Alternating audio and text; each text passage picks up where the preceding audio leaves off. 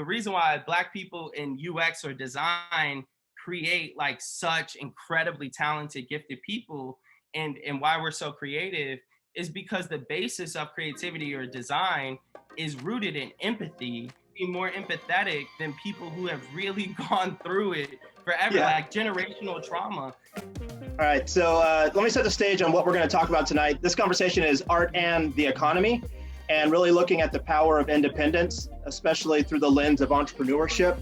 I spend most of my time, it seems, bouncing between the business of art and the art of business, and seeing where we can get these two worlds colliding. It ties in with my exhibit that's at the En Garde Art Hotel, and that's where I am today. I'm in the Blue Room this week. Even wore my fancy blue Doc Martens. Fun fact, before I was an Adidas sneakerhead, I was pretty loyal to Doc Martens, and these shoes I have on, I bet are older than Darren Jackson, because I think I got them in 1997. So Darren, what year were you born? Bro, you think I was born in 97? That's crazy. Yo, what? I know you're older than that. I was like listening to Usher in 97. But no, I was totally like in like kindergarten or some shit. That's right. Yeah. So close enough. One of my favorite things to talk to Darren about is really the collision of the creative economy and the creative culture and business. And so, Darren, let's start by talking about All Black Creatives and the work that you're doing to help Black members of the creative sector. Yeah, our main focus is, all right, so we're broken up into two parts, a nonprofit and a for-profit. So on our nonprofit side, it's to help really continue to cultivate community between Black creatives, provide with educational opportunities and free access to resources. Even tonight, we have our launch of a program, ABC Studios, which will be, we're actually partnering with a few different companies like Adobe to sponsor creatives to actually just do chats and teach workshops, basically like how-tos for design and film and photo. So we'll be doing a lot of projects around that. Another program that we have is really like our residency, which basically we work with freelancers who are trying to secure commercial clients and give them access to those resources and skills to be able to do things like that. What we've been able to do there, we beta tested this actually last year, and we took 2 creatives through it. And the idea was like to really figure out like what are the roadblocks or the challenges that they have and what the industry has whenever it comes to hiring Black talent for creative projects.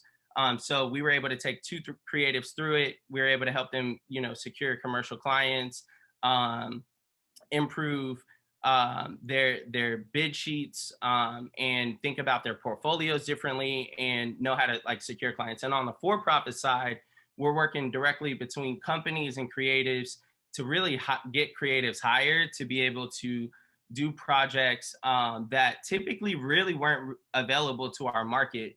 So not only is like, the advertising, so the 2 industries that really hire creatives at scale is like advertising and tech.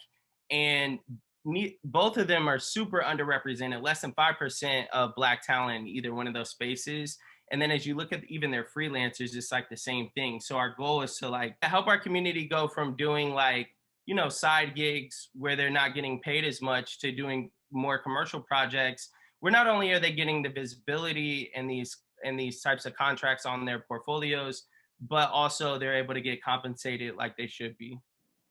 Yeah, and that compensation is important because it's, for a lot of Black creatives, it's not just about shouldn't just be a side hustle, right? These are Black creatives who are wanting to do this professionally. They're wanting to grow and scale professionally. What types of conversations have you had with the Black community, especially in the creative sector? What's getting in their way of some of these opportunities to scale? Is it just lack of representation within the companies? So we actually did some research and found that all right, so there's data that shows that where 95% of, I missed 5. Over 90% of people get jobs and gigs based off of their social networks. Less than 5% of Black people get jobs and opportunities based off of their social networks. And so we really found like one of the biggest roadblocks is the talent exists. I mean, people are always using Black voices, Black art, Black talent, whenever it comes to um almost like ripping it off, but and appropriating it, and misusing it. Obviously, we see all these bad commercials and things like that. But really, the issue is like this like network gap. Like our community doesn't have the network built within these industries to actually to be able to do the projects that are that are commercially funded, and those are the bigger projects. Those are the projects that we need access to.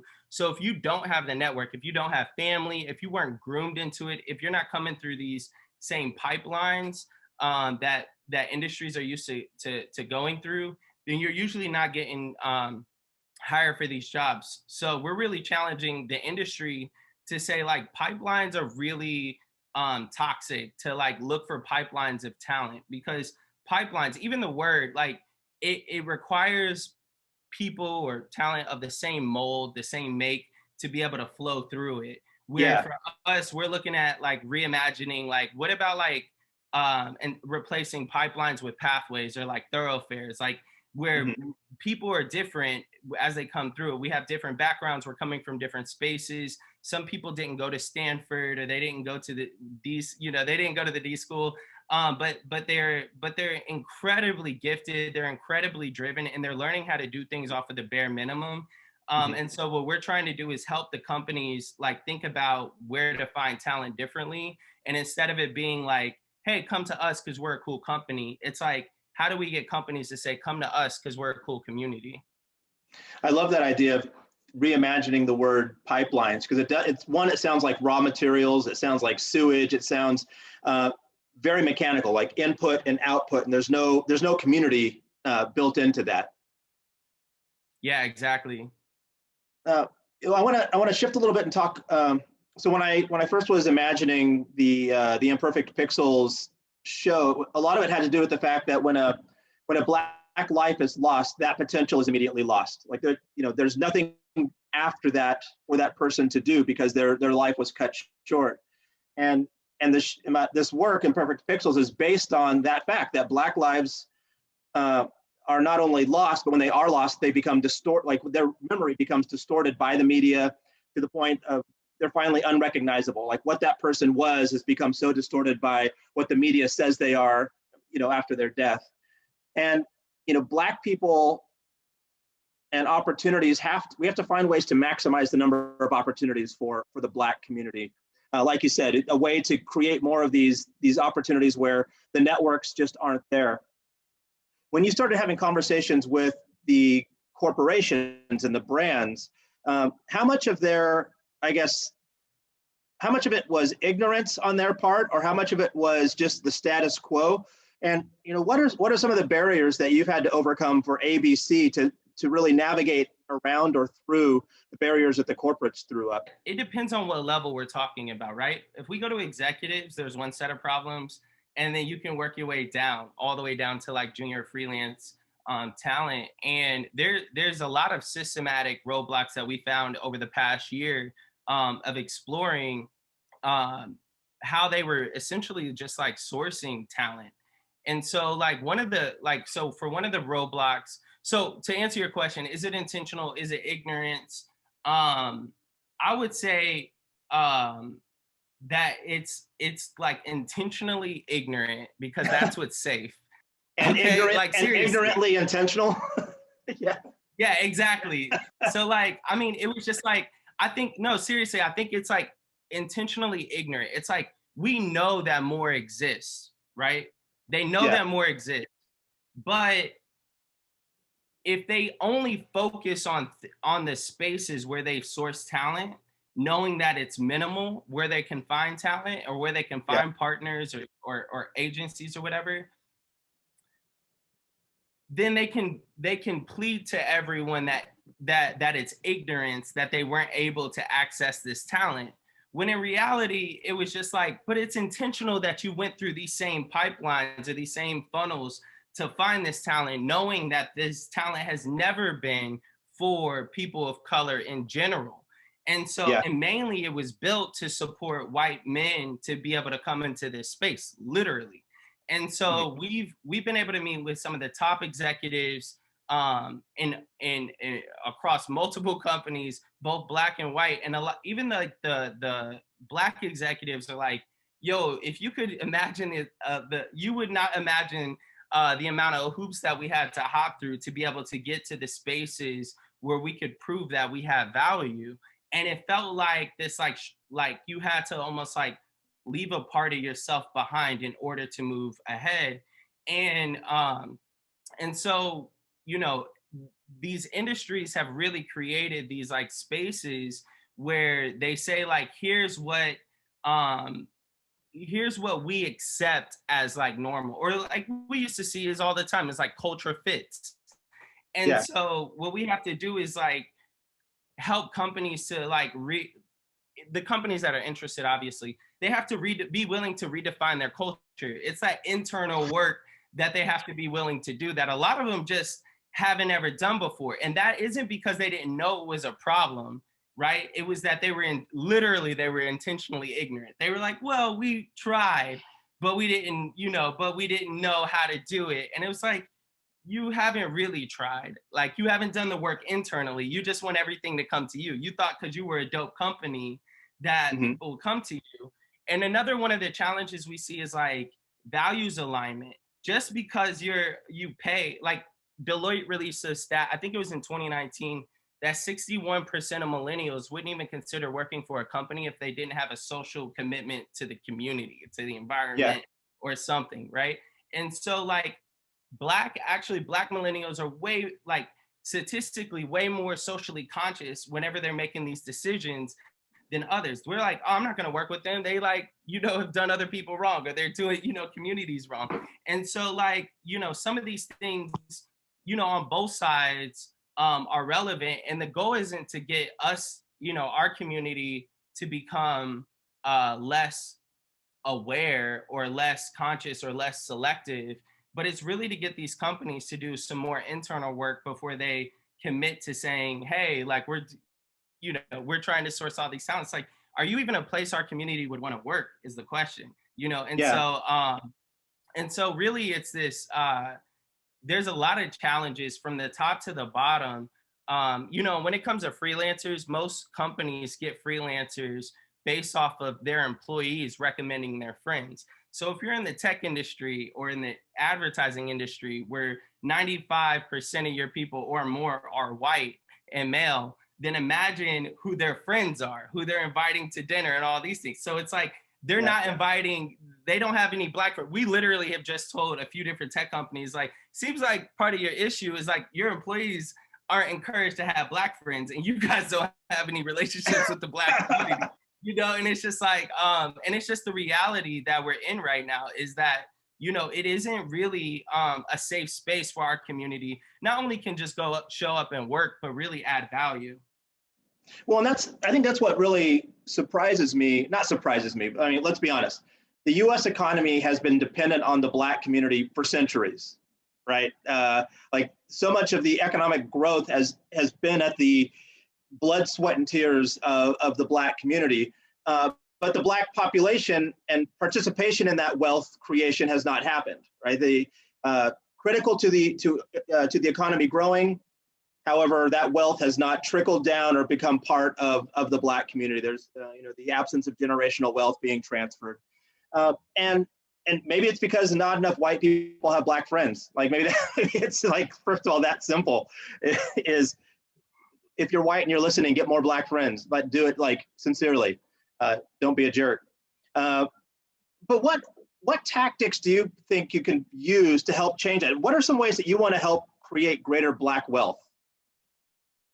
Yeah. I think part of creating Black wealth is also redefining wealth in our context.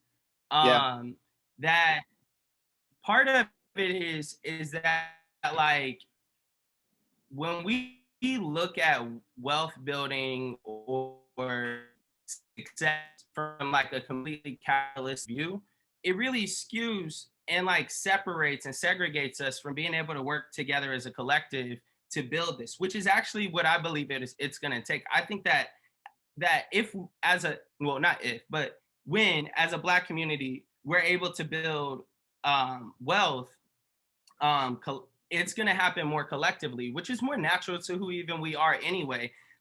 There's lots of people who won't, like, for instance, like, they won't even consider, like I said, like, we won't consider working for a company or working with a company if they've done other Black people wrong.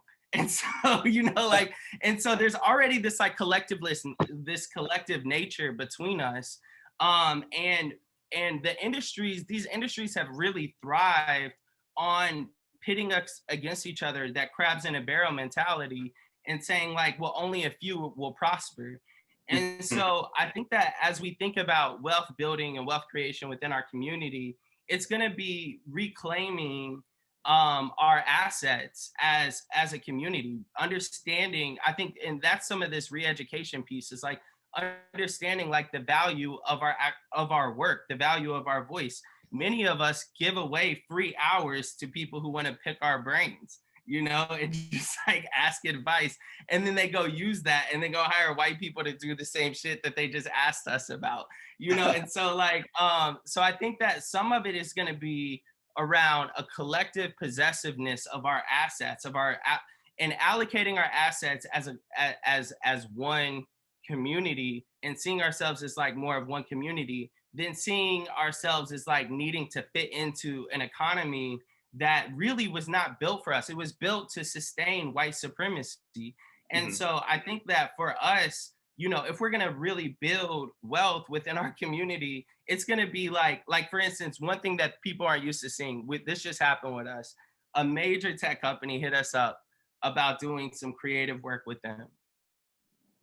All Black creatives, we've said like, yo, we do campaigns, we do projects, but if you're going to hit up us for creative productions around like design and, all these other things, that's really not who we are. We're really organizers more than we are like creative organizers than we are creative producers. And so we just put this company, they were like talking hundreds of thousands of dollars that they want to put into specifically Black talent to be able to work with them on some campaigns over the next year. And so we put them on to two of our favorite Black agencies that we were able to get a cut from, by the way, which was awesome. We talked to our agency partners up front. We're able to get a cut from that, like, which allows us to keep doing what we do. But they're getting the project. You know what I mean? They're getting the project. They're getting the resume. Now that's like a shared wealth opportunity for both of us to be able to build wealth at the same time together.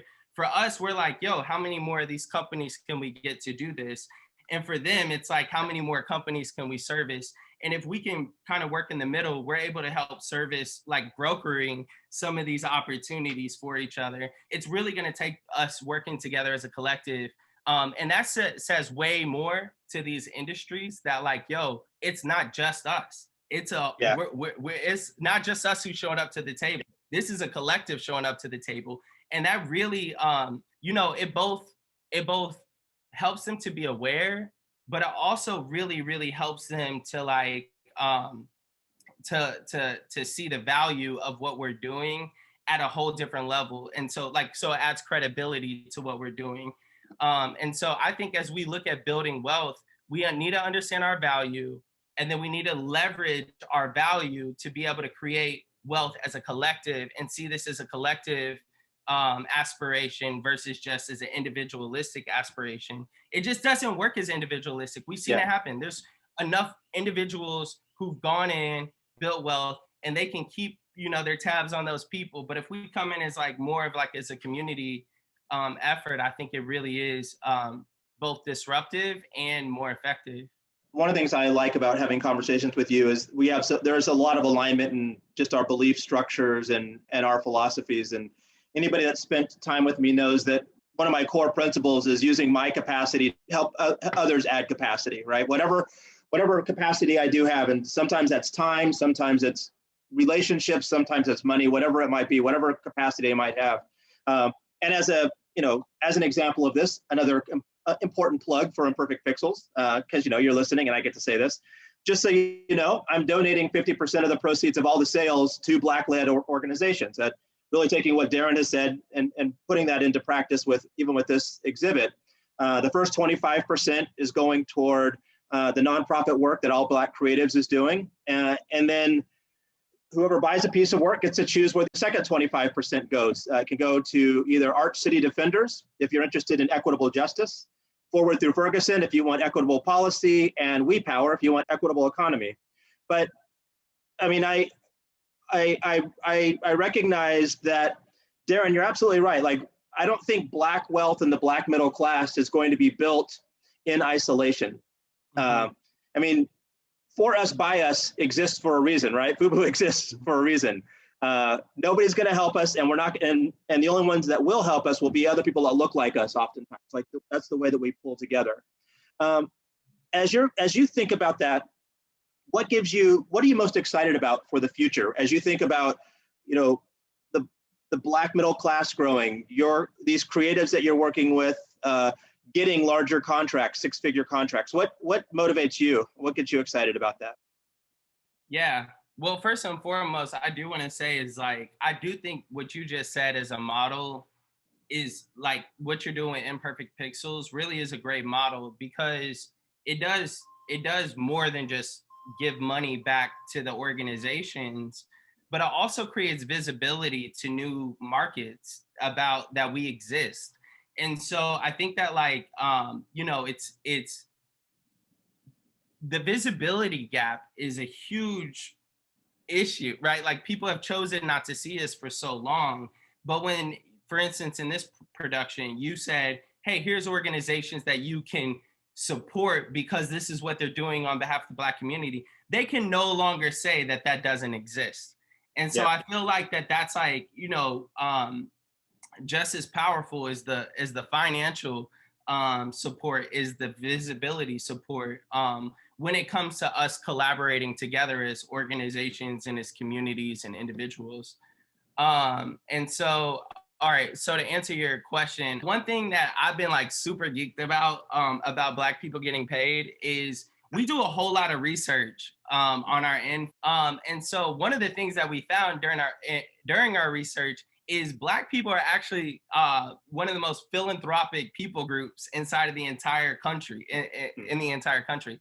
And so like one thing I'm really excited about is to see what happens as like Black people get wealth, we spread the wealth. I mean, that's literally what we grew up here. Like, yo, spread the wealth. You know what I mean? Like you could be at the a la carte line, or you could be in in the lunchroom, I'm saying, in school. Like you could be in the a la carte line, you got the money, you got whatever. So you got all this like dope ass food.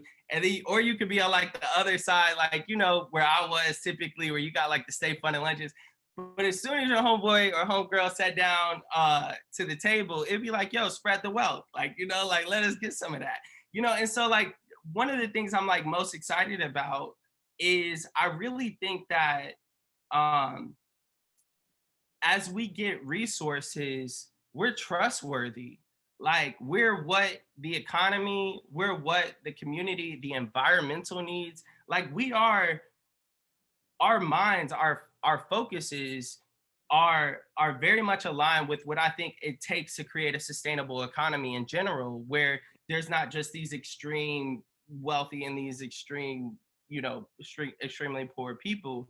I was talking to Vice President of Airbnb, he's Black, Tim Allen, and it was so dope just hearing about like what he's working on internally, just to bring people through the space, like bring people through the pipeline, the pathways of success, and then to see that redistribution. So it's not just like, let's get bread. Like that's great, that's going to be dope. I'm super excited about us getting paid together, but what I'm most excited about is the redistribution aspect of what's going to happen next, both through power, through influence, through social-led organizations. People ask wealthy people to be on their boards for these bigger nonprofits and things like that. And like these nonprofits that hold a lot of influence. And so I'm really excited actually about the redistribution of wealth and opportunities that comes as Black people continue to gain access and resources, like both financially, through their networks and all these other things. So I think that what a Black middle class is going to add to our cities and our country is going to be a normality. I mean, we see it in Atlanta, and that's like the Black Yeah, people's mecca, right? Like yeah, yeah. we all going to end up at home one day, you know, like like pay her homage to Atlanta, you know, like. But like, I think that like that creating this like idea that like you know, that this collective self like sustainability um gives us the freedom and the power to really do the things that we're passionate about. And another thing I'll say that he said, Tim said, was that, you know, the reason why Black people in UX or design create like such incredibly talented, gifted people, and why we're so creative is because the basis of creativity or design is rooted in empathy. Be more empathetic than people who have really gone through it forever, Yeah. like generational trauma.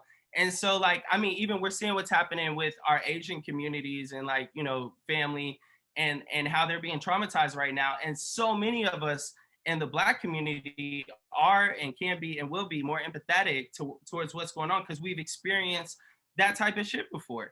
And Yeah. so I think that what's beautiful and what will be beautiful is that the more we see Black and people of color leadership, we're going to see more empathetic responses to to nation issues, so policy, to disasters, to how we solve problems. And right now, America's built in a way that only the rich have a voice unless you're tearing shit up. And so I'm like, you know, I really hope that as we continue to help more Black creatives get into this space, that they're able to really solve problems through like an empathetic point of view, but also being able to acquire the power needed to make long-lasting change over time. That's beautiful. That is so good. I didn't really think about it that our our generational trauma has conditioned us, prepared us to be redistributors of wealth, right? And that is part of our wealth is, you know, these challenges that we've got, you know, Mm-hmm. that our ancestors went through to get us to where we are today, where you and I can have a conversation like this, very openly have a conversation like this, but also know that success is never happens in isolation. That, Mm-hmm. you know, the thing I think I appreciate, especially in conversations that you and I have, Darren, is that I think we cheer each other on more than we cheer ourselves on sometimes, right? Mm-hmm. Like, or if there's a bad idea, we just love to hear each other's bad ideas too, because we know there's a good one right around the corner. Yeah. And I think we need more of this. I was trying to think back to like Black middle class figures in my life, like through pop culture. And unfortunately, there's like this window of time where it was Bill Cosby and the Huxtables, but then, you know, Bill went and was Bill, so Oh God. cancel Yeah. Cosby. Felicia Rashad's still dope though, so she's good. But She's like, but even before that, I mean, I think like the earlier one would have been the TV show The Jeffersons, right? mm-hmm. Which was very blue collar. This guy was lived in Queens, wanted to open up a chain of dry cleaning shops, and then made his money. And then after the Cosbys probably came Fresh Prince, right? The Bankses, and that what that modeled to society. But I think we're away from like pop culture modeling because I think we had that for a while. That filled the gap for a while. But I think there's more and more examples. There's the, you know, the Darren and Danielles of the world, the folks that we can look at now that aren't based on fiction and aren't based on pop culture, but are doing things to change the culture in the real world. So thanks for the work that you do. What's next for All Black Creatives? And if people wanted to get involved, how do they hook up with you? Yeah, no. I think so. What's next for All Black Creatives is, I would say, is that, you know, we're really on the infancy stages of uh, I would say the industries that we're really targeting for change are really in the infancy stages of changing. And the community is really at the beginning of even acknowledging our own collective potential. So I Yeah. would say is that for all Black creatives, we got a couple people in here actually, which is really cool. So we did a campaign with Verizon Media, with Riot, with Huffington Post, and we selected all 21 creatives, 4 different continents, like 6 of them came from St. Louis, and we got to see what collective potential could do, and even in just like this campaign concept.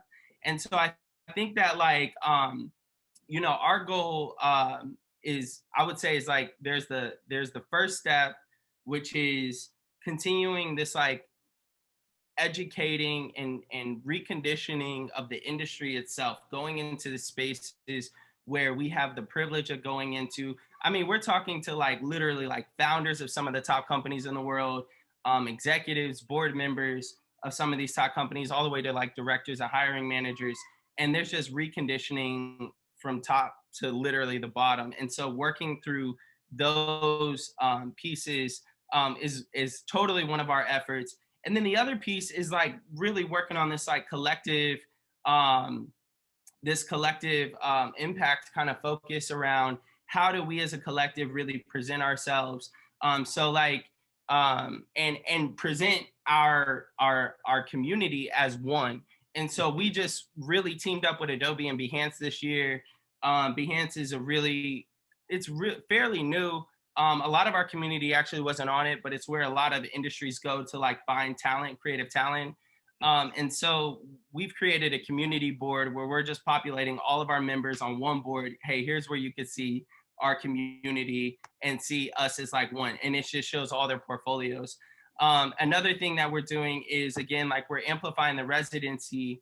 And then on the back end, we're working with companies to say like, yo, like, how do we get you to be a more neighbor into our community instead of just a consumer of our community? So I think all Black creatives, we're really trying to push these two worlds together in a way that is less transactional than we've been able to experience before. So we're involving some technology. We're doing some technology, some automation and experimenting with some like chat bots and things like that to like cultivate community deeper, to distribute opportunities easier. So we have a lot going on our end, but I would say for right now, what you could expect from us is a lot of experimenting, because the people who are in our space are either comfortable where they are with how things have been, or they're just like not interested. And for us, we're trying to avoid both spaces, because we know that, to not be interested just means that like, we get no progress. But to be comfortable has the same aspect. To keep doing the same things that haven't been working, have only worked for a few of us, but not all of us, isn't really our mission. So we're going to fail a lot more probably over the next like, year or few, whatever, trying to figure this out. But our goal is to really figure out the best, most sustainable way to have our community to be able to be a part of this growing economy without having to sacrifice who they are, or without having to sacrifice their values to get there, and to push companies to really dive deeper into our community, into communities like ours, so that there's not so much, what is the word I'm looking for? Like, not compartmentalizing, but like that there's not so much code switching that has to happen between our community and these companies. So we're experimenting a lot right now.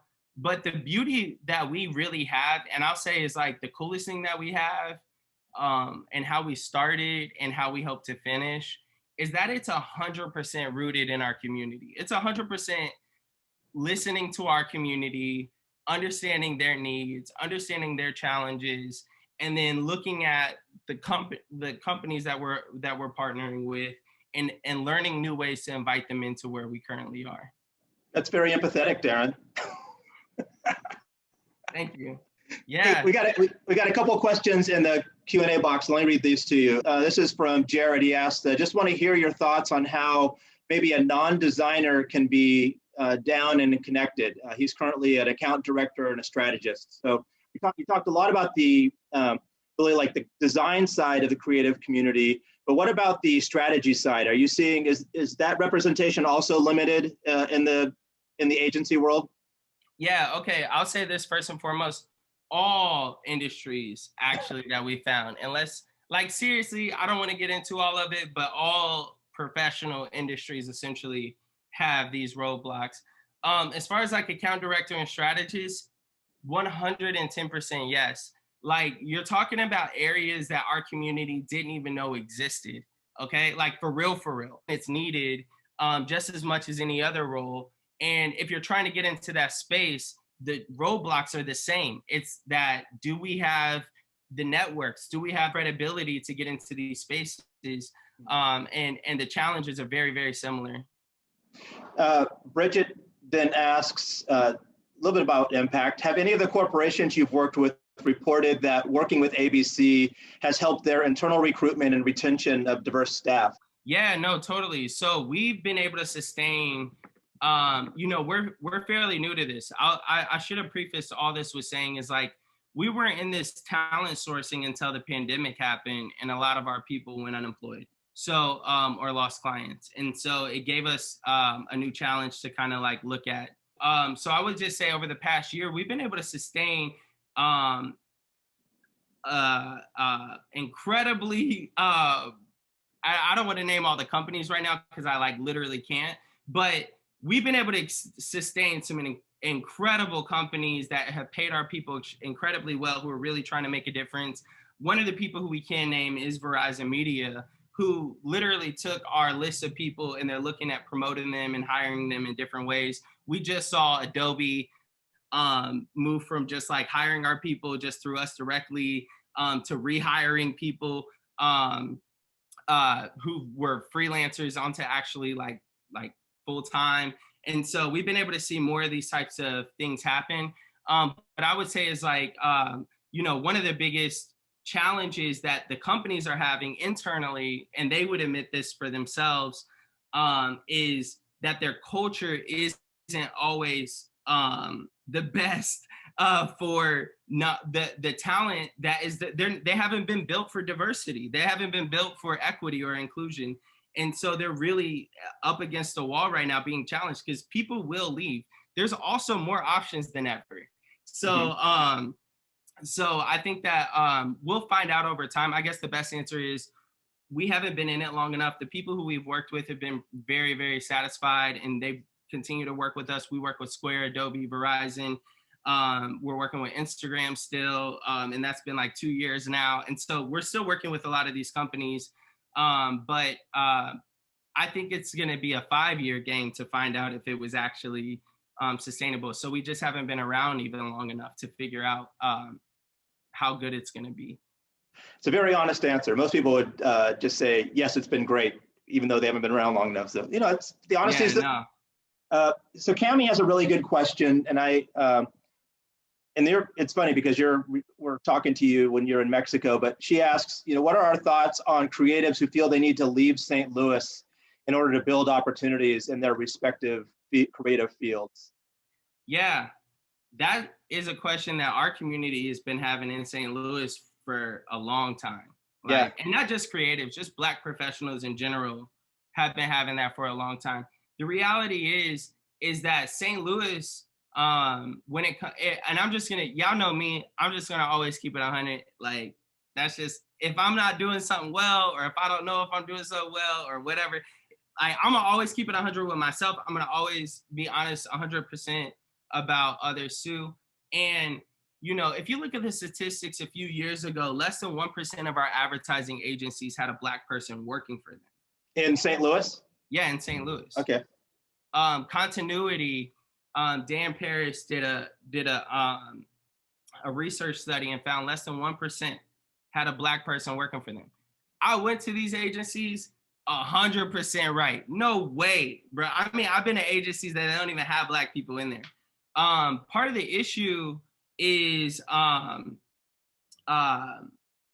Black creatives who okay, let me just answer your question, and versus like going all into what all the things I want to go into. My answer is no. Like, you don't have to leave St. Louis to find these opportunities. a lot of what we found is from the pandemic. We found that a lot of companies are going to be moving towards work from home anyway. And so our biggest actually niche, whenever it comes to working with these companies, is we tell them that we actually hyper focus on the Midwest. So focusing on St. Louis and southern regions, places where they're not used to sourcing talent, because these voices need to be heard, this talent needs to be discovered. And now that a lot of these companies are moving from work from home, it would be it would be it would be a little crazy to leave St. Louis or to leave some of these spaces to go work in some of these industries, because I just had a hiring person say, we're not looking for anybody on the East Coast or the West Coast. That's tapped. Because what happens on the East Coast and the West Coast is talent doesn't get developed, it gets transferred. Everybody just moves from here to here to here. All of y'all who know other Black creatives in these spaces, or creatives in general in these spaces, if you work for Facebook, you probably already work, or Instagram, you already work for Twitter, you probably already work for the SEO cam, you work for this place, you work for Netflix, all these places. So they're just passing talent, they're not developing it. And in order for these companies to be sustainable, they're actually having to develop new talent sources. And so I would say don't worry about leaving your city, or definitely don't worry about leaving St. Louis, where it's affordable, where there's incredibly great talent to benefit off of, where you can experiment all day and show what you can do. But I would say it is going to be more important for you to leverage LinkedIn and to network harder than anybody who's on the East Coast or the West Coast to be able to get your resume or your portfolio in front of the right people. A couple more questions. Thanks, Darren. A couple more questions before we wrap up. Does All Black Creatives have an implementation or approach of self-care and wellness for the creatives to strengthen a healthy work balance? That probably falls under the Black tea category, right? Yeah, exactly. Yeah, we have a whole program dedicated to that. We've done, not only do we promote it through pretty much everything. If you follow us on social media, you'll see a lot of people, wellness people that we promote all the time. Anissa Benitez is a good one that we always promote. I think we're about to partner with her for something. So we're always promoting wellness. We're always promoting health and wellness. Partner with Cami and a group of others to create, to do free mental health programming for Black men in St. Louis specifically. And we're continuing to do that in everything that we do. But we have done Black tea for the past few years. It's been all about Black mental health and wellness, 110%. Thanks for being so engaging, all of you that are watching and asking the questions. That was wonderful. Darren, thanks so much for the time. Hopefully some of you have had a chance to see the Imperfect Pixels exhibit at the On God. It's up until the end of the month. So if you haven't, reach out to the On God and you can do a private tour. Next Tuesday, we're going to continue this series, and I'm going to interview Tashara Jones, and we're going to talk about art and policy and the power of leadership. I think it's pretty appropriate to interview her the week before the primary and have a nice, good conversation around that.